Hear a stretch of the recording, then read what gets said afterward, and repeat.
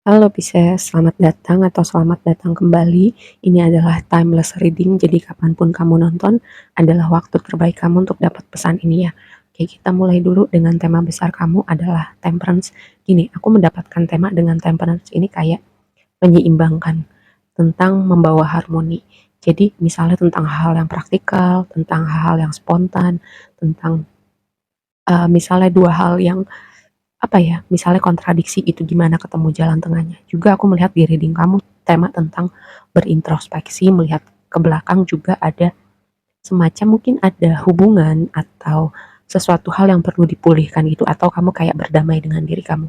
Nah, sebelum kita bahas lebih lanjutnya di pre-shuffle kamu tuh ada door to value yang kayak koin-koin jatuh, uang-uang jatuh dari langit gitu. Kayak aku melihat ada sesuatu hal pada diri kamu yang ada value-nya atau bisa jadi itu pintu yang ngebuka suatu misalnya pintu finansial baru atau mendatangkan sesuatu hal baru di hidup kamu. Tinggal gimana kamu nunjukin itu, mengekspresikan itu. Nah, aku juga dapat tema tentang kamu perlu membahas hal-hal tertentu mungkin dengan orang-orang tertentu, misalnya karena keseganan atau karena kamu nggak enak, semacam hal-hal itu. Jadi menahan diri kamu gitu untuk membahas hal yang sebenarnya perlu kamu bahas gitu. Terutama ini signifikansinya dengan orang-orang terdekat kamu ya. Terus tema yang kedua tentang pre-shuffle kamu adalah your dream need a practical plan. Jadi mimpi kamu, goals kamu itu butuh langkah-langkah praktikal gitu. Misalnya aku selalu kasih contoh untuk kamu bangun bisnis gitu. Bisnisnya apa, um, yang mau dijual apa, konsepnya gimana, marketingnya gimana. Nah itu kamu bikin plannya seperti itu. Itu contoh aja dan mungkin hal yang kamu mau capai itu bukan bangun bisnis tapi apa gitu. Nah itu butuh kamu breakdown step by stepnya. Dan juga ini tema yang berulang tentang sesuatu yang praktikal, juga tentang menyeimbangkan ya. Gini, kenapa aku bisa bilang kayak tentang spontanitas, tentang kadang-kadang kita perlu ngerem di mana dua hal itu sebenarnya bumbu kehidupan gitu. Cuman perlu diseimbangkan. Kalau yang satu kebanyakan juga nggak bagus gitu. Kalau misalnya kita terlalu praktikal, terlalu serius sama hidup kaku, itu jatuhnya jadi kaku. Jadi kayak flat aja. Mungkin sebagian dari kamu juga gitu ya. Karena di sini dengan temperance-nya dikonfirmasi sama child tuh aku mendapat tema seperti itu gitu. Kalau anak-anak itu kan lepas aja gitu dia maunya apa, dia mau pokoknya bikin dia seneng, dia ngapain aja gitu. Pokoknya itu spontanitasnya dia gitu, nggak dipakai. Karena anak-anak itu belum mengerti konsep benar salah, apa yang sesuai norma, bagus atau enggak. Pokoknya yang bikin mereka seneng mereka lakuin. Nah, seperti itu. Cuman karena di situ ada temperance, part kita spontan dan part kita praktikal perlu diseimbangkan. Karena gini, yang jadi Four of Cups jadi blessing kamu, ini kayak aku melihat dua skenario. Pertama gini, mungkin itu tadi karena kamu nih ya, kamu yang resonate mungkin hidup kamu terlalu serius, terlalu praktikal, terlalu yang mengikutin apa ya standar-standar tertentu. Nah, terus kamu boleh bertanya gitu, kok hidup gue terasa hampa, hambar, kayak ada yang kurang. Nah, itu momen kamu untuk memberi warna di hidup kamu. Coba lakukan sesuatu hal yang spontan. Coba lakukan sesuatu hal yang berbeda. Coba lakukan sesuatu hal hobi, bikin hobi baru atau apa gitu. Melakukan hal yang mungkin kamu nggak pernah lakukan sebelumnya. Misalnya gini, kamu nggak pernah nyobain apa ya, eh, panjat tebing gitu. Cobain sekali-sekali. Abis itu nggak dicoba lagi nggak apa-apa. Yang penting kamu tahu rasanya. Itu salah satu contoh aja. Terus skenario yang kedua adalah gini, dalam momen kamu merasa jenuh, merasa bosan atau kayak hidup gitu-gitu aja, di situ kamu melakukan introspeksi. Terus kamu berpikir, oh semacam ada momen terobosan di dalam pikiran kamu kayak mendapat inspirasi atau aha moment dan ini jadi blessingnya buat kamu. Jadi untuk kamu yang resonate tentang kok hidup gue terasa hambar, hampa atau gitu-gitu aja, itu tadi dua skenario tadi ya. Sesuatu hal yang bisa kamu perhatikan untuk gimana memberi warna hidup kamu atau menambah warna baru seperti itu ya. Karena gini, kita lihat oracle-nya dulu. Yang pertama adalah rumah ke-12. Rumah ke-12 itu kalau di astrologi adalah rumahnya kamu. Kata kuncinya introspeksi. Dan tadi aku bilang ya, mungkin dalam momen jenuh tadi, momen hampa, hambar tadi, ada momen introspeksi. Yang kedua, mungkin introspeksinya berhubungan karena tadi aku bilang ada tema, ada sesuatu yang perlu dipulihkan atau sesuatu hal di waktu lampau yang mungkin masih membekas hingga hari ini kamu lihat untuk misalnya gimana kamu menemukan, karena tadi menemukan keseimbangan, mengembalikan keseimbangan di hidup kamu, gimana kamu melangkah ke depan. hati kamu ringan gitu, nggak dibayang-bayangin masa lalu. Seperti itu ya. Itu rumah ke-12. Karena gini, di kartu yang di bawah tuh ada Five of Cups, dia nengok ke belakang, konfirmasinya adalah woman gitu. Mungkin ya nengok ke belakang ada sesuatu hal dengan sosok perempuan signifikan di hidup kamu. Entahlah itu temen, entahlah itu pasangan, entahlah ini ibu kamu gitu misalnya, ada sesuatu yang belum beres.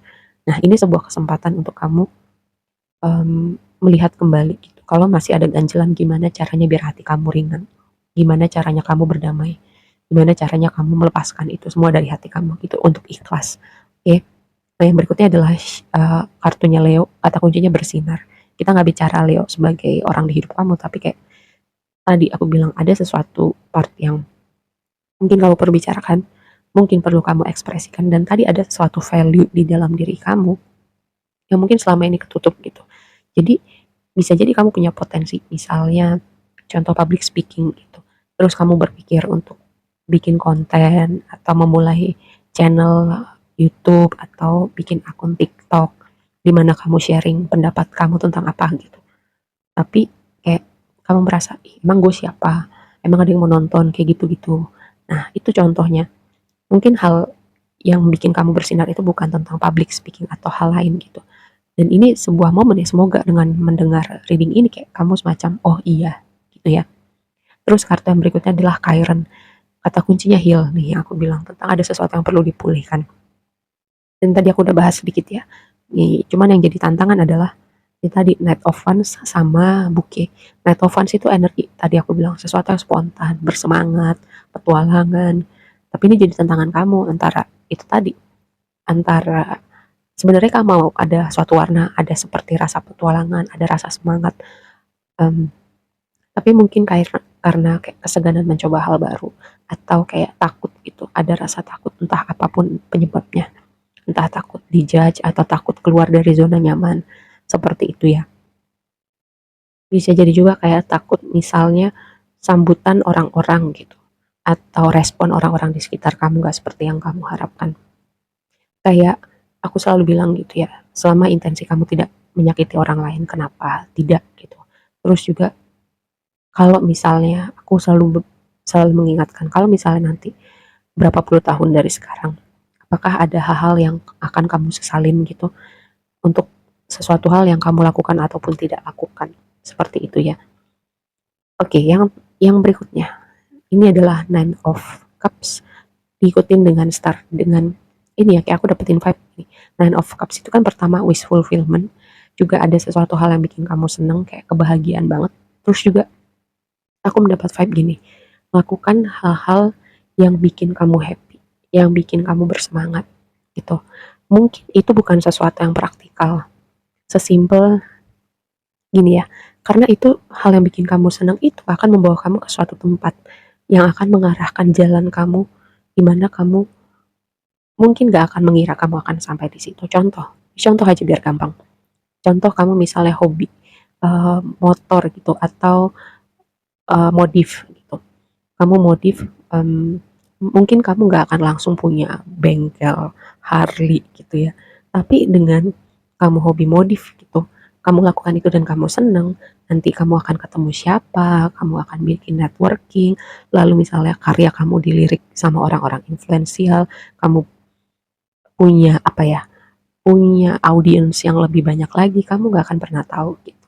Tapi kamu melakukannya pertama-tama itu karena kamu seneng dulu gitu ya, bukan karena kamu berpikir oh nanti gue akan terkenal, oh nanti bengkel gue akan didatengin artis, nggak kayak gitu. Pertama, lakukan dulu sesuatu yang bikin kamu seneng, yang kayak kalau kamu bener lakukan kayak kamu lupa waktu, lupa makan karena fokus kamu di situ dan hati kamu di situ, dan itu akan membawa kamu ke suatu tempat yang bahkan mungkin kamu gak pikir sebelumnya, tapi dalam artian yang positif ya. Oke, aku rasa segitu aja dulu readingnya kali ini buat kamu. Semoga bermanfaat dan sampai ketemu di reading berikutnya ya. Bye.